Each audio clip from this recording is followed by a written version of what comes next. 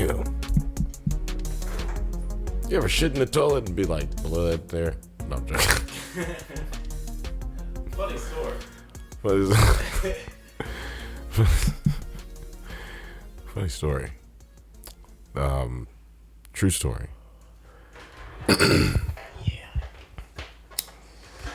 True story. One time I took a shit and I like looked down in there. It was like I was like sick.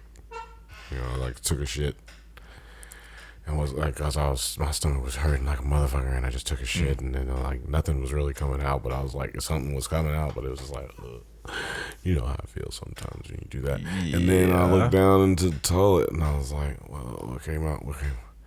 And it was nothing but this like red membrane looking motherfucking thing. Like, what is this thing that came out of me? Looking like an alien. Like it had eyes. It was red. It was definitely red and fleshy like. Oh my god. All right. It winked at me. I flushed it. So I don't know what happened to him. I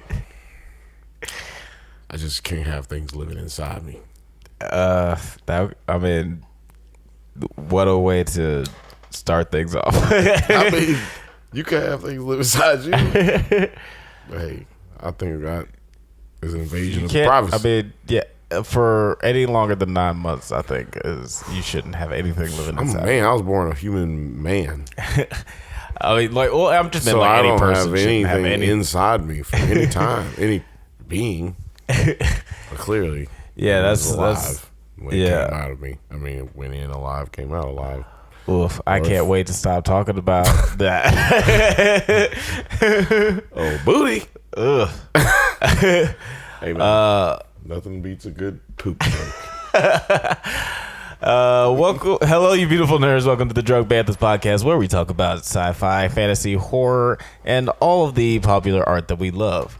Also, we do it drunk and butt sick, apparently.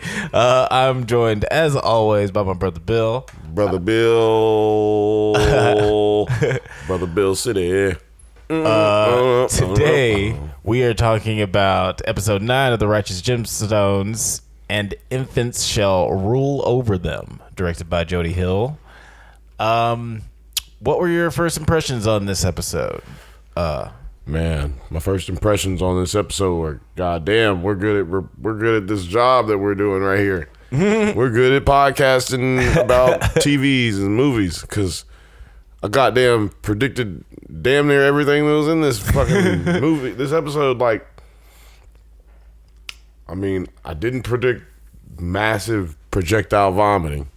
Yeah, that was a new one. Although, I guess you could have predicted it, because it is a joke that's been happening since like, I don't know, the 70s? I was gonna say, since they would allow you to do that on television. Right, yeah. Although, I guess... we predicted that Papa Gemstone was going to be in the hospital. Right. Is a coma-like state for the majority of this episode. Yeah.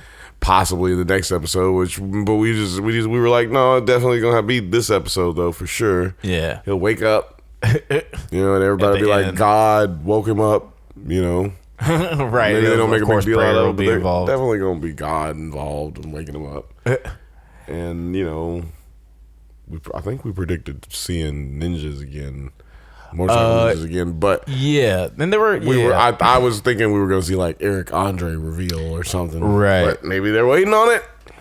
Yeah, it seems like they're waiting on that to make it just like a little less obvious. Sorry for anybody who watches this show and is listening to us and doesn't like the spoilers. We're just really good at this, and we're sorry. Yeah, I mean, like, just for the nature of just talking about the show, we're start pontificating about what could happen next, and no, okay. But yeah, like, we start pontificating about like what could happen next, and yeah, sometimes we're right, but sometimes, like, I was actually thinking about how wrong I was about Uncle Baby Billy, and kind of like disappointed I was by that, but we'll get to that a little bit later. On the whole, I really love this episode. I think it's my favorite one so far.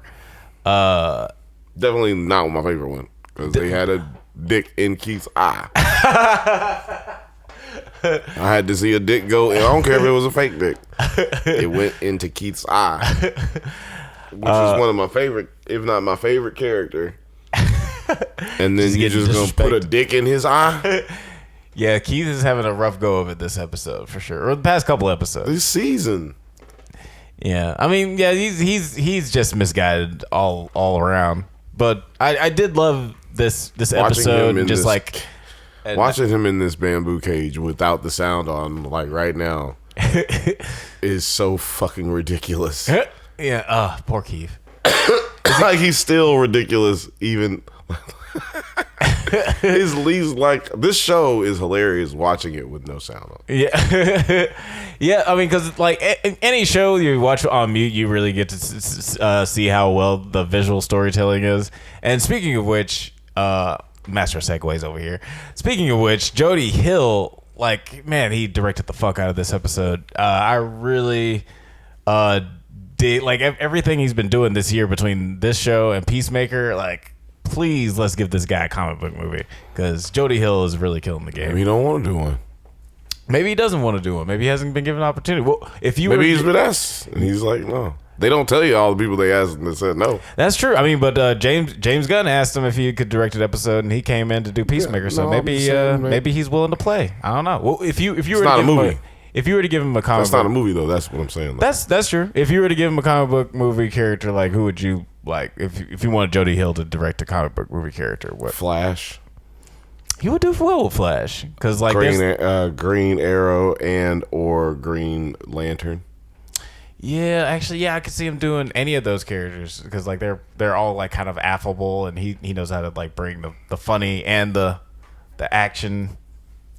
Yep, a Spider-Man movie. Yeah, I would like to see him do Green Arrow, because like I feel like he would do better with something more grounded. Like, I mean, I have no doubt. As long as the Green Arrow is going to be just like the one from the cartoons. Yeah, right, from the Justice League cartoons? Excuse me, yeah. As long as the Green Arrow is going to be like the one from the cartoons, not lame. I need an Oliver that's not lame like the fucking WB character. Yeah, I mean, the WB character is just like, your CW. It's just like, it's CW Batman. They're definitely trying to do Batman Begins, obviously, first couple seasons of that show, but couldn't get the rights to Batman, so they just said, yeah, it's like, fuck it. They even used Ra's al Ghul. There's like, and pronounced it Ra's al Ghul. I did give them that. They at least pronounced it right. But roll fucking tide, hippity fucking hippity do. But regardless, yeah, Jody Hill, like, he really directed the fuck out of this episode. A lot of action, a lot of comedy, a lot of heart. I really liked the way he pulled all this together. But like you said, this episode started out with Eli in the coma. Like we predicted. Also, Keith getting it in his eye with the dick in the eye. And Keith getting the dick in the eye. That was the whole time that. I was thinking, man, please don't put your eye in that whole look in there. And then we get to see that the family goes to church, and that Jesse and his wife Amber are trying to be the leaders. Yeah. You see him like trying to Jesse and Amber trying to like step into that leadership position, and then Amber even says at the little lunch dinner thing, right? Well, Sunday I'm brunch. The only one who knows how to fill a power void around here. God damn, bitch. Yeah, it's like kind of on the nose. This nigga's not dead, you know. Like, yeah, it's like chill out. Yeah, it was interesting. Like, well, it was very on the nose. It was like very on character for all these people, because they're all like crazy. But Martin kind of like brings everybody centered. It's kind of weird how Martin's become centered. Like the heart of he puts everybody centered. The Martin's put foot in ass. He said, "Motherfucker, shut the fuck up. Y'all some old goddamn sorry motherfuckers."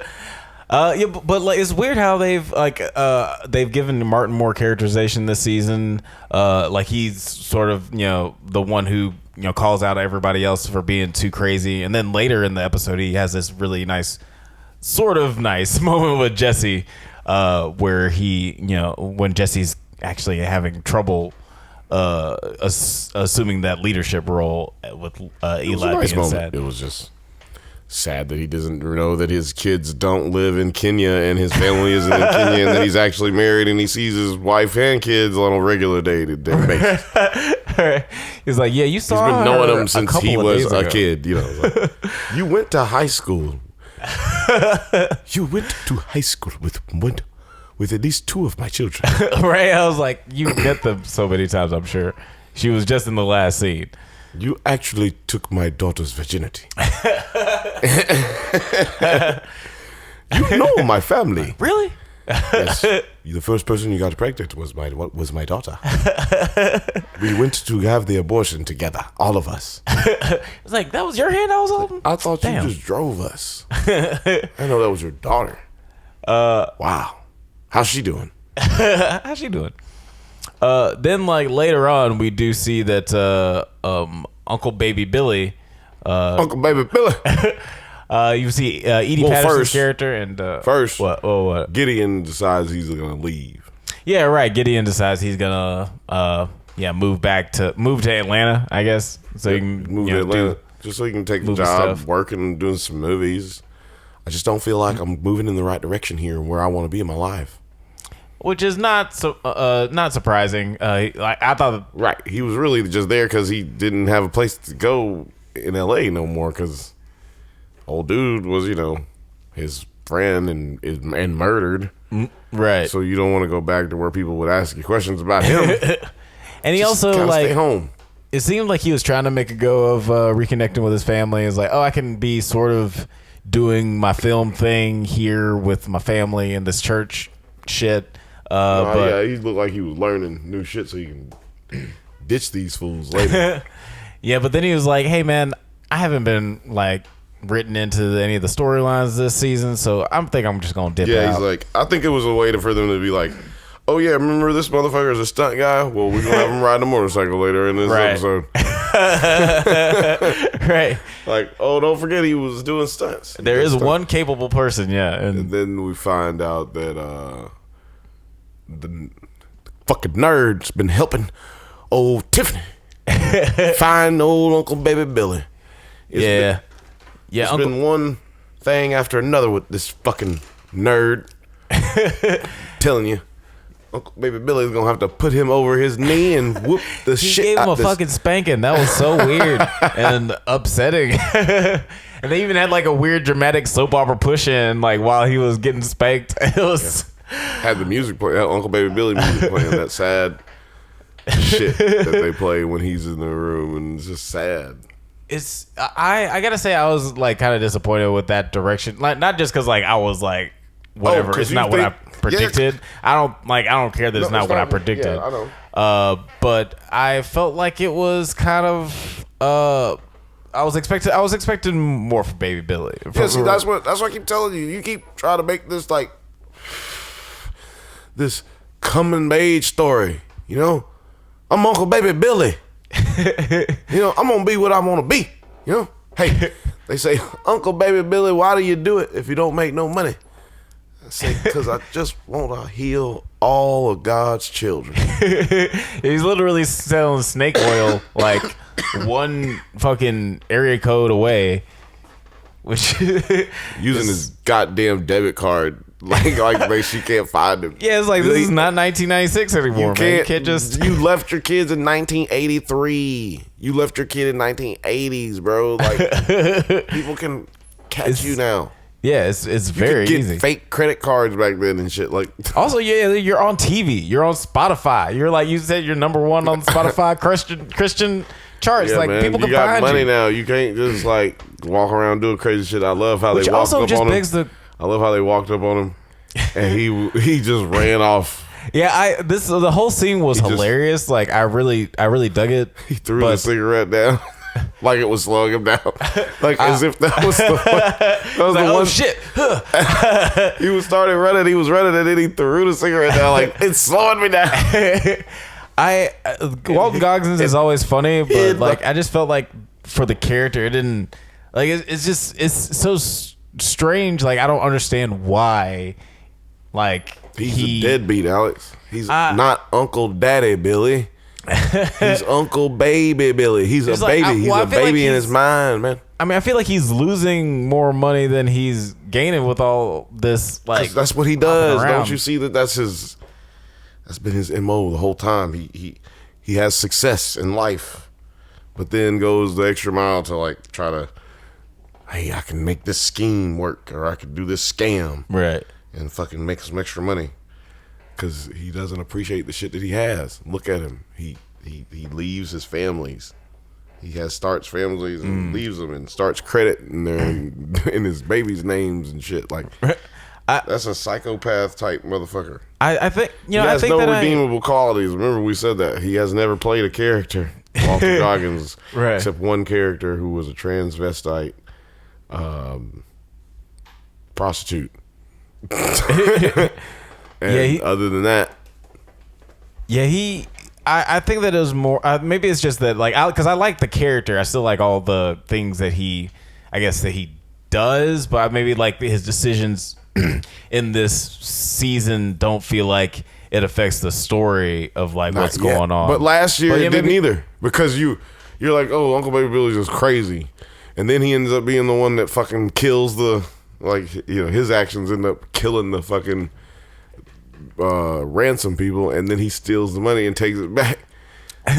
Like, so he ends up seeming to be nothing, but he ends up being big parts of it. Like that's how this whole thing is, and that's why I like it. Like that's why I said this is not a whodunit. It's like this is a like who wrote it.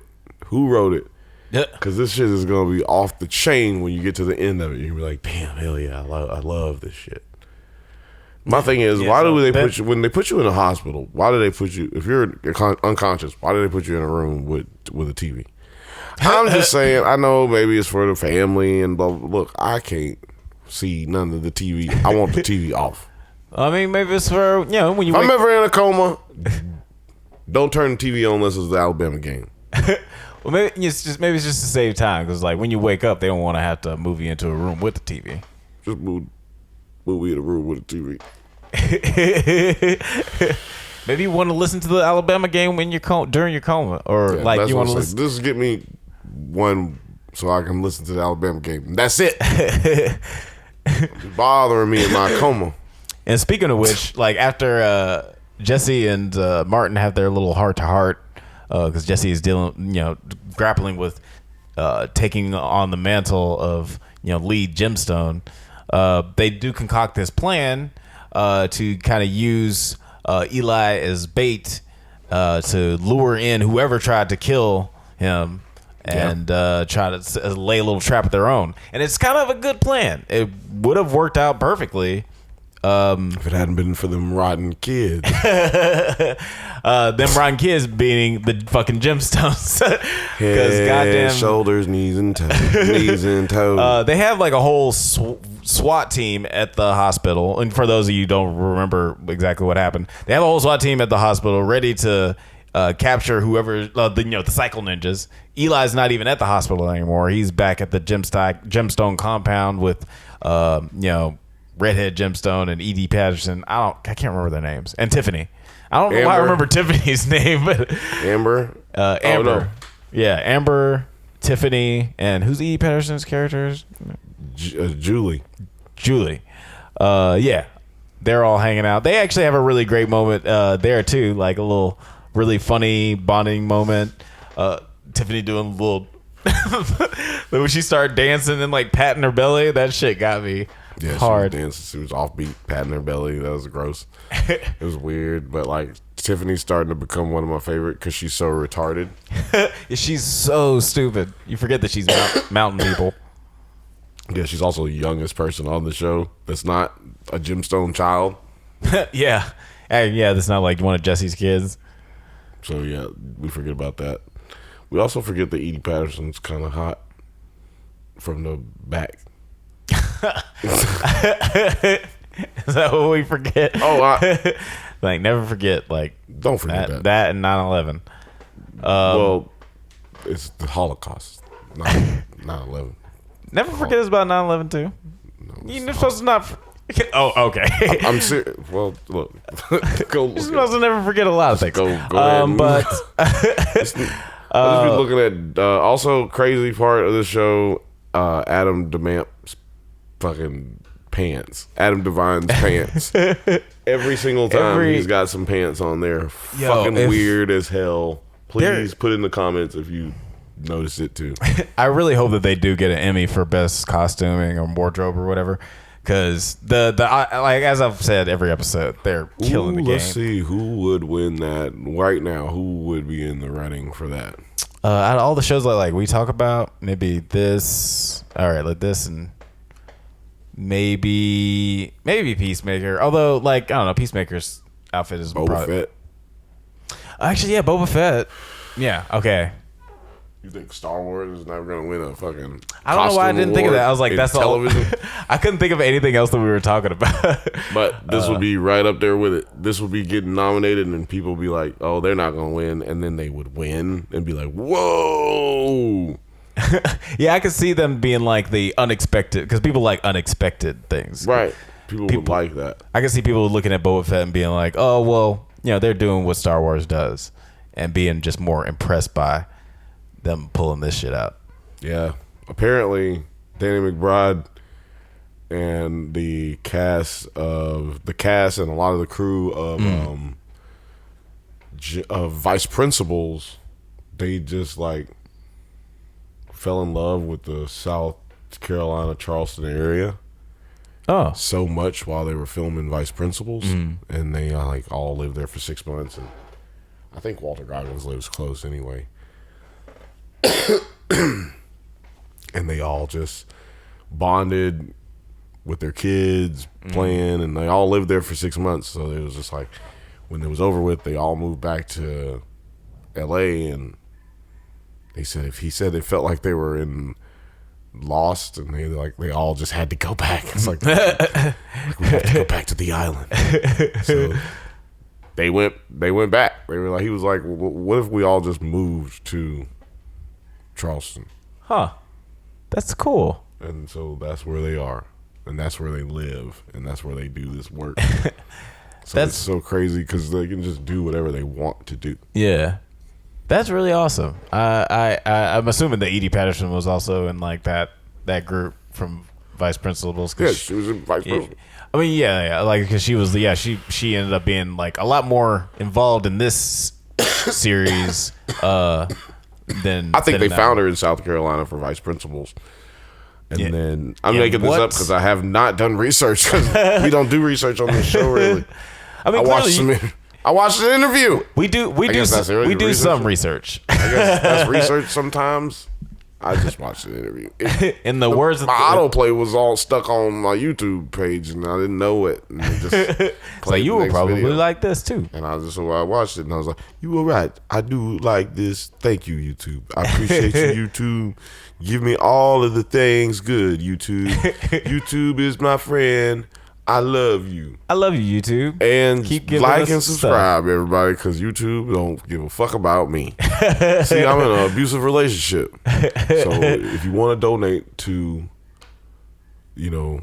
my success and my therapy, go ahead and hit like and subscribe button. Oh, which brings me to our sponsor, Prison.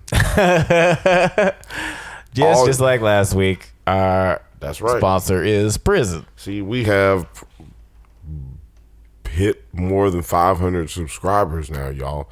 Yay. So what we do is we have gotten approached by different types of sponsorship methods, and they've asked us to fucking go ahead and give us money to talk about Prison. And Prison was like, hey, could you put more niggas in jail? And we were like, no, but we could tell people that they can go to jail if they need to or they want to. If you feel like you don't have purpose in life, you feel like you need a place to stay, call Prison. Call Prison. PRISON, and they will drop over to your house and pick your ass up and plant drugs on you and or a weapon. And just hit Don't forget to put Drunk Banthas in the promo code. Yeah, don't forget to get put 20% off your prison. ass whooping. They won't whoop your ass when they show up to your house if you put the promo code Drunk Banthas. Yeah, but put in hashtag Drunk Banthas to put $50 on your books. Then like later in the last part of the episode, Jesse, BJ, and I think it's Martin and Gideon all have to fight off the cycle ninjas all by their lonesome. And they weren't by themselves. They had a militia that then Jesse started talking shit to them, and then they all left. Which was like again, great plan, poorly executed, kind of the story of the gemstones, or at least the gemstone children. But it was a great writing bit that was planned well and executed well. Yeah, absolutely. We all get raises here. the stakes. We set up. The whole army set up here, and then the army leaves. Right. It's like while the big shot is talking shit, everybody just kind of walks away. Right. And he's left with just the homies, and they're like too stupid to leave. Yeah. And too scared to do anything about him being an idiot. Right. It kind of reminded me of the scene in Deadpool where he has the huge duffel bag full of guns, and then the car drives off with the guns, and then he doesn't have any. It's like, well, now I gotta just use these two swords and this one gun. Yeah, exactly. It's a bit. It's a classic bit. It's yeah.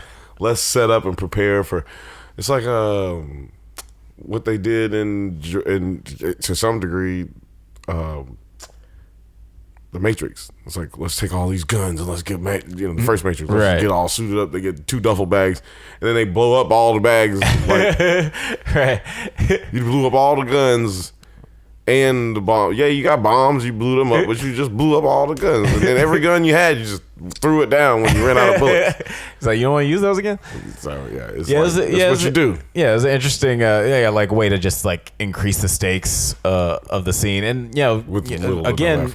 props to Jody Hill, a really cool action sequence with everybody comedically taking down the cycle ninjas. They took down every single one of them, right? I think because Gideon chased down Danny the last McBride felt bad about it, so he had to go ahead and. I don't know if they caught. What do you think? Do you think that they caught the 2 guys that were on the? I think on the street. I know we know he stopped them, but do you think he bothered to how would he have gotten them? Maybe he just called somebody. Hey, come up here. I got this motherfucker right here. Did you mean the first 2 guys that they got? No. The ones that got away. The ones that Gideon stopped. Oh, I'm assuming that everybody on those cycles after these interactions were unconscious for at least for a moment. So since it ends with such a cliffhanger, we're probably gonna see them tied up or something. If they bring buddy, the first dude that he tased, fucking. Oh my god, he went ham on his ass. He hit that tree. He hit that car. Then he flew over and he fucking hit something else and then hit his balls on the yellow pipe. Man.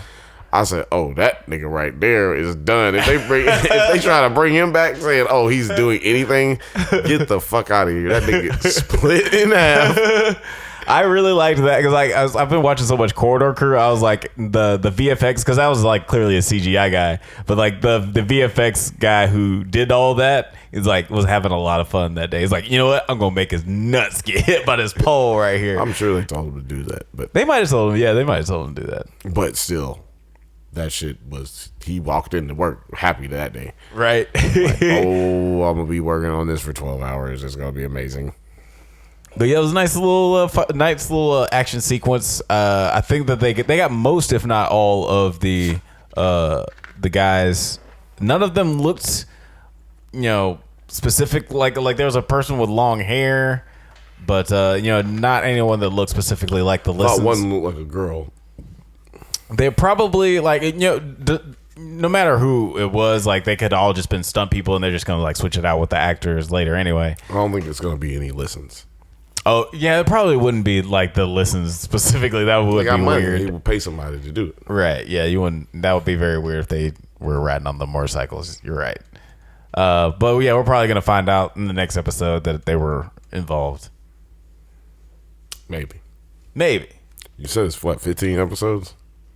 Actually, you know what? I think that I got that wrong because like the way that I was looking at it, I think that it was as hell. I think it was laid out like for whatever reason talking about like all the episodes total from like episodes season 1 and season 2.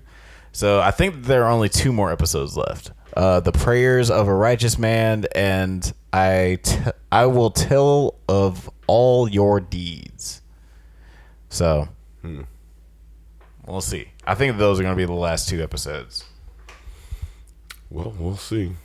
So how many episodes are we away from the end? Say again? How many episodes are we away from the end then? 2, apparently, according to Wikipedia. But, you know, that's not like facts. Wikipedia is God. God is Wikipedia. I mean, I feel like there's just like 6 people on all of America that's doing, or all the world that's doing all of this shit on Wikipedia. Because I definitely don't have the patience to put in all this information, even if I knew it all. No, you're very wrong about that. But good feeling to have when you have feelings. It means you have a heart and you're a person. Yeah, well, yeah, maybe I'm putting out my appreciation and also expressing my laziness, how I would never ever do any of that. You're a person. I was gonna say good person, and I was gonna say like you're a person. Good person. Hey, sometimes a person has to do person things. Hey, in the words of BJ. Judy, sometimes a person has to do person things. Now you know I'm not about gender. You know I'm not about gender roles. I'm just about tender rolls. Tender rolls. But it's time for a person. Sometimes a person's got to do what a person's got to do. Fucking. Oh, BJ. Dude, BJ is crazy. And then he gets hit in the head with a goddamn ninja star. I didn't see that they had ninja stars. When did they have ninja stars all of a sudden? They really are. Yeah, motorcycle ninjas. They're cycle ninjas, man. They're out here. But I guess person things is a good enough time as any to end this. Well, we didn't talk about. Well, I mean, we talked about pretty much the ending. What do we think is going to happen next? Yeah. Actually, what do you think is going? Because it did end on a cliffhanger. Do you think? I think we open up first scene. All of the fucking little biker ninjas, all tied up inside the what do you call it? The gemstone compound, or in the hospital? Inside the hospital, with BJ getting stitched up by Gideon, because Gideon, he's done all the stunt stuff, so he knows how to. BJ got hit in the head with a fucking ninja star. Oh yeah, that's right. Yeah, right. He came out with that goddamn ninja star in his head. I was like, oh shit. This nigga was about dead. So he's like, I was too quick for him. Boy, they put a goddamn ninja star so deep in your head. You don't even know what to talk about. You don't even know what's said. I bet they actually don't even fucking fuck with it because. No, I think it wasn't like deep in his head, but like, so I think Gideon's gonna like stitch him up because they're in a hospital. That's why I don't think they're gonna leave the hospital. I think they're gonna stay at the hospital. Right. I think they're gonna have him tied up in there, and he's gonna be cattle prod motherfuckers trying to get him to tell him what's going on. Yeah, fair enough. Yeah, I guess I could definitely see that happen. Opening scene, just like cattle prod torture. Yeah. And then we get the reveal that it's the listens. And then that would make sense because building up to the last 2 episodes. But real question is, what do you think that the gemstones are going to do once they find out it is the listens? Just call the police, retaliate outlaw style. It's outlaw style. Now that Eli's awake, do you think he's going to have anything to say about it? Do you think he's going to have a come to Jesus moment where he's going to be more passive? I think they're going to try to hide it from him for a while. And then he's going to come down like a fucking G, like not as passive, like way more hardcore. You think he's gonna come That's come back? what happens with people who were like cool and changed they changed their ways and they were like chill and cool for a long amount of years, and then something tragic happened to them. They're like, I'm going back to who I was. Y'all can't stop me. Well, he was cool, and then he was teetering when he got shot. So maybe he goes all the way. He's just gonna be like, fuck it. Maybe. I think it's all gonna land on what Eli decides to do in the next episode, because we clearly see that Jesse is not, Lyle listens. He definitely doesn't want to, especially from that conversation with Martin. He doesn't want to take the mantle of lead Gemstone in this way. Or at least he doesn't even think he's ready yet. All this has made him realize he's not even really ready. Right. And as much as he might want to be the head of the church, he's not ready to be the head of the church. And I think that that's important for any leader, especially if at least if you're telling a story, because if you have any leader who's gonna have that much power, if he's not a reluctant leader, he's probably gonna be a megalomaniac. So exactly, it's good to show that he does have some hesitancy, especially with his father being in the situation that he is. It's really good writing all around, obviously. Boom! As always from these guys. The dude hit his nuts right there. But do you have anything else to add? So we've reached the end of the movie. I mean, the TV show, the episode. So we've reached the end of this episode here. You got anything else to add before we everybody, if we want to participate, we're gonna be doing a giveaway very soon, but maybe maybe we actually just do it 2 times a month, maybe we just did, maybe next 2 times, maybe next week we pick another person, and then we'll start over. maybe you never know. Just like and subscribe, and then comment, and if you comment, like and subscribe, we're gonna consider you to be in the running for the free t-shirt. Drunk Banthas t-shirts, not just white tees and black we will tees. send you a Dua Lipa t-shirt for free. Thank you for listening to the Drunk Banthas podcast. We do this every once in a while, so go ahead and leave a like and subscribe so you can get updates on new videos and episodes of the pod. Check us out on Twitter, IG, TikTok, likewise all of the internet things at Drunk Banthas. Until next time, stay safe, my little cycle ninjas, and may the force be with you. Head, shoulders, knees and toes. Knees and toes.